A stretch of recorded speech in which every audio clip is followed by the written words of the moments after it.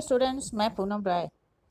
इससे पहले के वीडियो में हम लोगों ने बाजार दर्शन के कुछ भाग को पढ़ा था।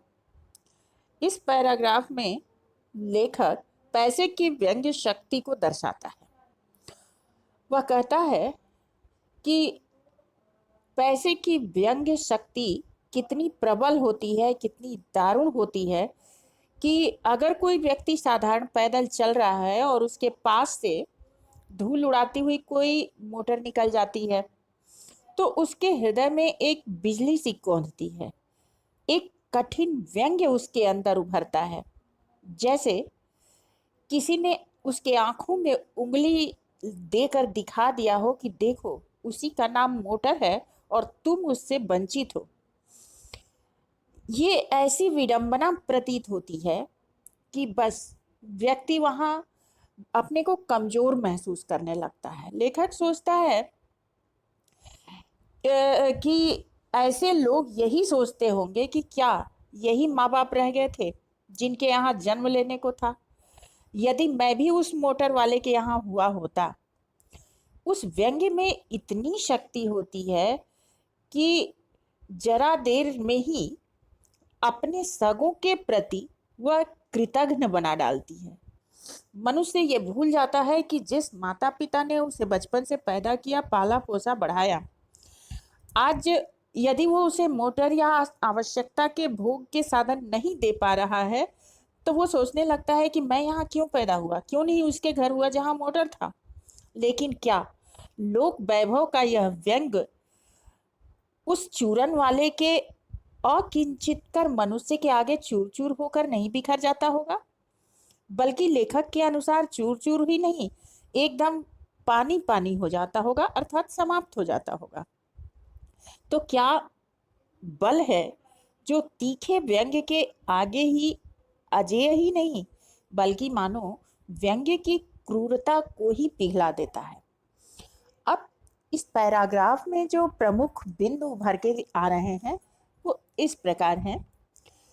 पैसे की व्यंग्य शक्ति एक साधारण व्यक्ति को किस प्रकार चूर चूर कर देती है।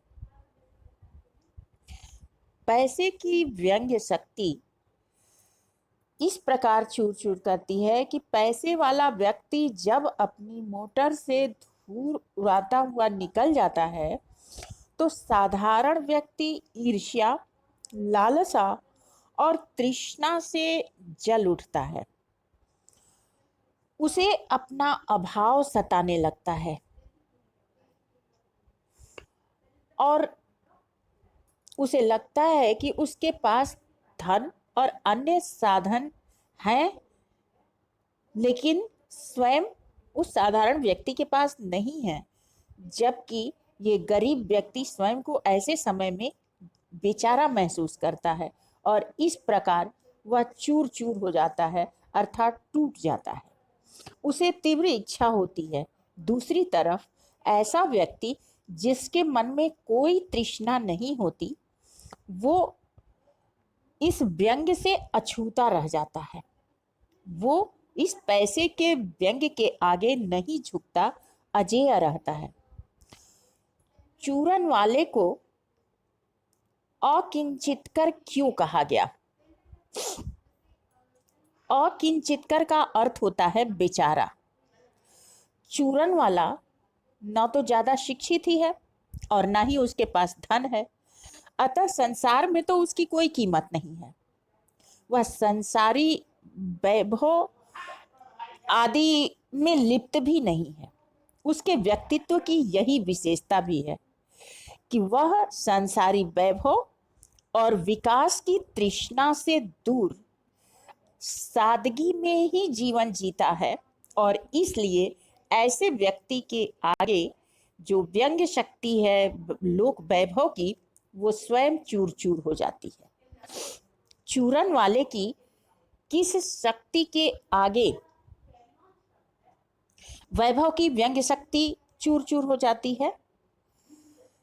चूरन वाला नैतिक रूप से सबल है, उसे आत्मिक संतोष है और यही दोनों शक्तियां ऐसी हैं जो उसे सांसारिक वैभव की सारी व्यंग्य शक्ति से अलग हटा देती है, और जो पैसे की व्यंग्य शक्ति है वो उसके आगे चूर चूर हो जाती है। व्यंग्य की क्रूरता वहां नहीं चल पाती। तो आज के लिए इतना ही काफी। नेक्स्ट वीडियो में अगले पैराग्राफ के साथ मिलते हैं, तब तक के लिए धन्यवाद।